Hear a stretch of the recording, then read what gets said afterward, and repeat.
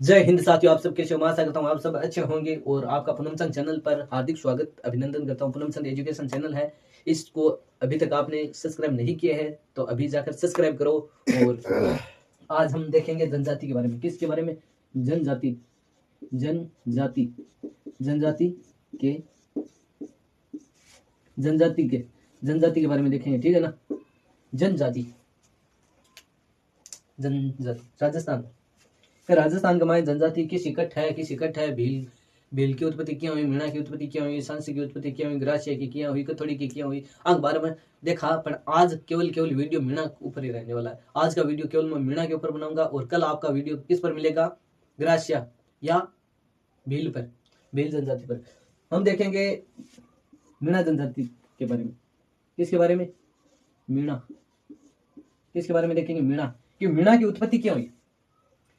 आपको पता है क्या कि मीणा की उत्पत्ति क्यों हुई? टोड के अनुसार काली को है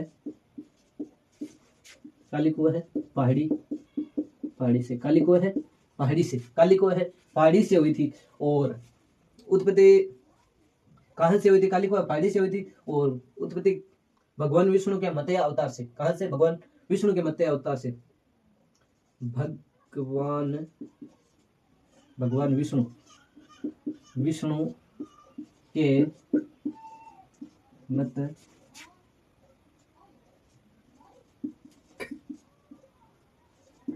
भगवान मत्स्य अवतार से, भगवान विष्णु के मत्स्य अवतार से हुई थी। और भगवान के मत्स्य अवतार से हुई थी। और मीन पुराण किसने लिखा?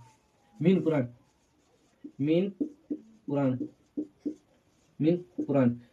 मगन सागर।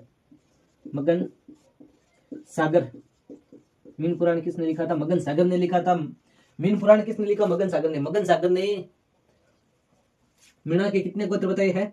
5200 गोत्र बताए। कितने गोत्र? 5200 गोत्र बताए हैं। क्या बताया है? गोत्र 5200 गोत्र बताए हैं। और 24 खाप बताइए। कितनी खाप? 24 खाप बताइए। खाप यानी पंचायत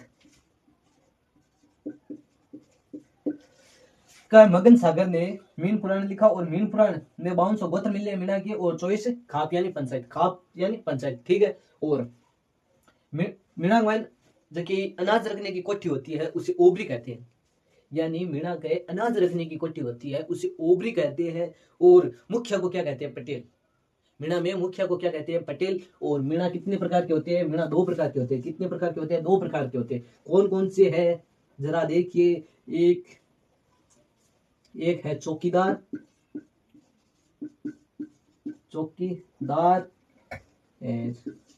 2 नंबर है जमींदार। क्या है? जमींदार निम्न यानी नीचे। और चौकीदार ऊंचे थे और जमींदार नीचे थे। यानी चौकीदार उच्च थे और जमींदार निम्न थे। ठीक है ना। और बता दूं कि मीन का अर्थ क्या है? मीन का अर्थ है मछली। मीन का अर्थ क्या है? मीन का अर्थ मछली। मीन का अर्थ क्या है? मछली। यानी मीन का अर्थ मछली है। मीणा का अर्थ क्या है? मीन का अर्थ क्या है? मछली। ठीक है। और मगन सागर ने मीन पुराण लिखा जिसमें 5200 गोत्र बताए और 24 खाप बताई। कितनी खाप बताई है? 24 खाप बताई है। और मीणा राजस्थान की सबसे बड़ी जनजाति है। मीणा राजस्थान की सबसे बड़ी जनजाति है। मीणा क्या है? राजस्थान की सबसे बड़ी जनजाति है। मेवासी किसे कहा? और बताओ, आप बताओ जल्दी से। मेवासी किसे कहा गया? मेवासी जंगल में घर बनाते थे, उन्हें मेवासी कहा गया। जंगलों में घर बनाते थे, उन्हें मेवासी कहा गया। और पवित्र स्थान यानी मीणा का पवित्र स्थान कौन सा है? रामेश्वर। कौन सा है? रामेश्वर। कौन सा है? रामेश्वर। जो चंबल नदी, चंबल और सीप बनास तीनों नदियों का क्या होता है? त्रिवेणी संगम। ठीक है। और त्रिव्यसनीय संगम होता है, ठीक है। और रामेश्वर पवित्र स्थान कौन सा है? रामेश्वर, ठीक है। और भूरिया बाबा मीणा जनजाति है जो भूरिया बाबा की झूठी कसम नहीं खाती। किसकी कसम नहीं खाती मीणा जनजाति? भूरिया बाबा की। भूरिया बाबा का मंदिर कहां पर है? प्रतापगढ़।